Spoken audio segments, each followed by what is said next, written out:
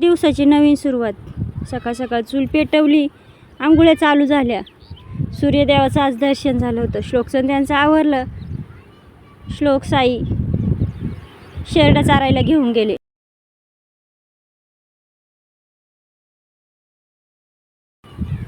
परत श्लोक आणि साई शेळ्यांना घरी घेऊन आले. त्यांना थोडंसं खायला टाकलं.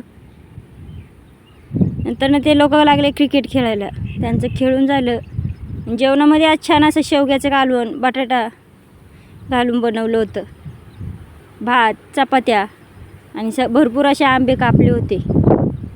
जेवण केलं. नंतर मी आणि आई गेलो बाजारामध्ये.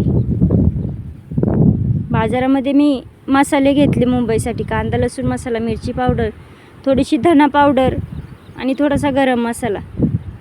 नंतर नाईंच्या गोळ्या संपल्या होत्या. गोळ्याची पाकिटं घेतली आणि निघालो.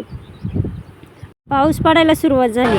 उन्हात पाऊस पडतो आणि कारे कोल्ह्या रडतो अशी तारा झाली होती.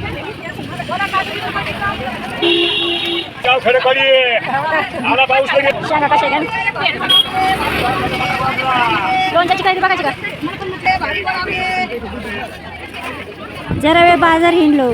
घरी टोस्ट आणि बटर घेतले खाण्यासाठी चहा बरोबर. आणि पुढं गेल्यावर रोटला दिसला, रोटलाही घेतला. घरी आलो, पिशी आणून ठेवली आणि पाऊस चालू झाला.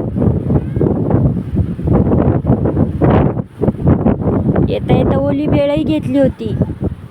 छान अशी ओली भेळ मिक्स केली आणि सगळ्यांनी खाऊन फस्त केली. पपयाही भरपूर पिकल्या होत्या. आई बोलल्या पपया खायला काढ. आईने पपया कट करून दिल्या आणि सगळ्यांनी खाऊन घेतल्या. पाऊस थांबला होता आणि गवार तोडायची होती. मी, आई आणि पप्पा गेलो गवारीच्या वावरात गवार तोडायला. गवार तोडून झाली. पप्पा बोलले मला गाडी शिकायची. पप्पांना दुसऱ्या रस्त्यावरती यश घेऊन गेला गाडी शिकायला. पोरं त्यांच्या मागं पळत होती. नंतर श्लोक बोलला मलाही ट्राय करायचंय. यश त्याच्या पाठी बसला आणि श्लोकलाही शिकवायला घेतलं. यश लाईट बंद कर.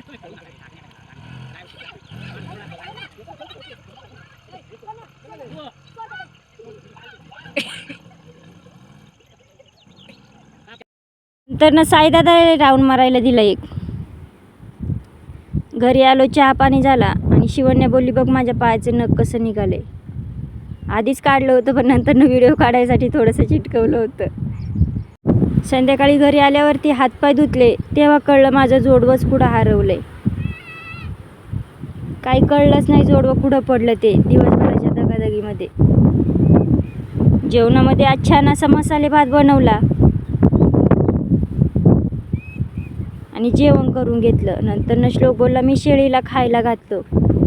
त्याने शेळीला खायला घातलं. तर असं होतं माझा आजचा दिवस. कसा वाटला तुम्हाला नक्की सांगा.